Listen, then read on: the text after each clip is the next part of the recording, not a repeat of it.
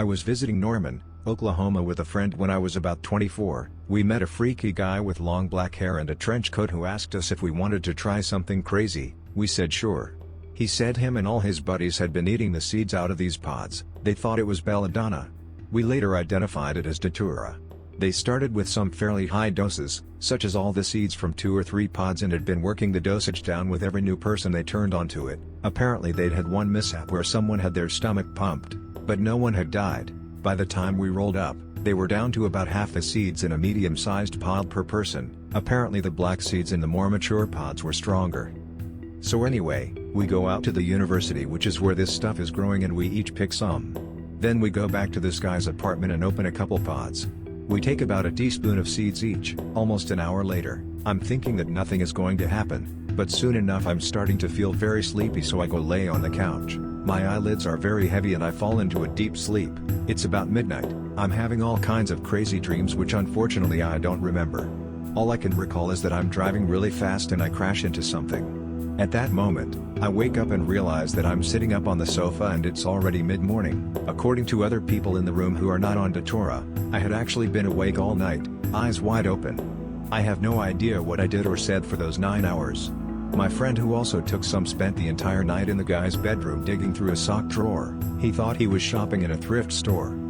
So, seeing now that I have woken up, I decide I've come down off the drug and immediately get up and leave the apartment. I go straight to my van and grab a bag of books, not mine, and a pair of shoes also not mine, and start walking downtown with the items slung over my shoulder. I spend the next 8 hours walking around downtown Norman with absolutely no idea where I am or where I'm going. I notice I'm incredibly thirsty, so I start going into shops to find a cup of water. Several problems occur, such as whenever I try to talk to someone, I'm unable to move my lips or tongue, so I just kind of mumble in a slurred way. People start to look at me funny. The guy at 7 to 11 asks who I'm talking to. When I point to the group of friends standing behind me at the counter, they've disappeared. In fact, all day long I'm followed around by friends who keep disappearing. Inanimate objects such as stop signs become robots, trees and bushes become animals. There is a dark, sinister quality to the world I am in. But also very earthy, like the dark aspect of nature revealed. Everything is alive. I try to find my way back to the apartment, but I keep forgetting which town I'm in. I realize I'm in the Lower Hayden, San Francisco, so I start walking towards the bus stop.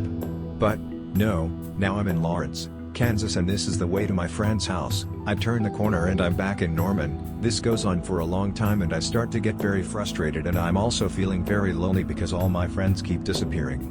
I can hear the wind blowing down the street and I feel like I'm in a ghost town. I come to a giant stop sign robot and try to ask him what to do. He just stands there and acts as if he can hear me. I notice my spine and up through the back of my neck is sore. At this point I've walked up and down the street for many hours and I'm feeling very tired. I give up and go to sit down on some steps. I put down the bag of books and the pair of shoes I've been carrying over my shoulder all day and decide that I'm just gonna sit here until someone comes to pick me up. Within moments of finishing this thought, a car stops along the curb in front of me and a woman gets out. "Hey, you need a ride? You look really lost." I immediately accept the ride, and I notice my thoughts are coming back to me. We start driving and I'm remembering how to get back to the apartment. At this point I can talk clearly. I'm coming down. I'm already feeling much better and I have a nice conversation with the woman. We find the apartment and I thank her for the ride later. I find my friend who has been deliriously running all over the place just like me. We notice that we can't focus our eyes on anything close up. Strangely, I feel invigorated and full of energy. I'm actually in a good mood. My overall impression is that Datura dissolves the boundary between dream and reality. In essence, you're in a waking dream, but the dream is under the power of a strange, dark force. In contrast to LSD, DMT, ketamine, it is a very earthy and organic feeling, very old and full of possible danger. I feel as though I was being looked after and protected. I crossed the street a dozen times throughout the day, but always with the traffic signals, and the girl giving me the ride was too synchronistic. I also looked in a pawn shop that day while I was deep under the influence and saw a Roland 808 drum machine, which I went back the next day and bought for $175. They're worth $900, so in a way, the experience was beneficial. A friend of mine who was with us takes a whole bag of the pods back to Oklahoma City and doses a bunch of kids at this party we go to. I see mumbling, delirious kids all over the place, and I'm thinking, this is probably a bad idea, but I never hear about anyone getting hurt or poisoned. I decide I don't ever need to take Datura again, except maybe in combination with some other plant, such as mushrooms. I'm curious about traditional uses of Datura in ceremonial mixtures. It's heavy shit. If I knew then what I've since read about other people's experiences, I probably wouldn't have taken it. But the whole situation was just so off the hook, I'm kind of glad it happened.